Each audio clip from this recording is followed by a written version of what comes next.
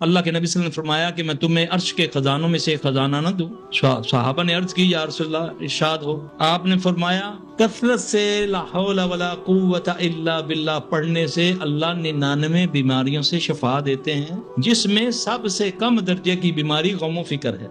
अब शैतान लानती ने जब ये बात सुनी तो उसने बोला, मैं भी नहीं तुम्हें पढ़ने देना। उसने क्या किया, मरासियों भांडों के मुंह से इसको निकलवाया। अब इसको एज़े मजाक कहा जाता है। नबी फरमाए, ला हौला वला कुव्वता इल्ला बिल्लाह, अर्श का खजाना। तो यहाँ पर भांड मरासी इसको एज़े मजाक गानों में ला हौला वला कुव्वता इल्ला बिल्लाह, इसकी अफादियत कम कर दी ताकि हमारे देन में रही नहीं। मेरी बात समझ आई आपको? तो इसलिए मेरा भाई, ला हौला वला कुव्वता इल्ला बिल्लाह पढ़ने से 99 बीमारियां, जरा सोचें इंसान के लिए सबसे बड़ी बीमारी क्या है? गमो फिक्र है ना? तो और जो 98 बीमारियां कितनी बड़ी होंगी।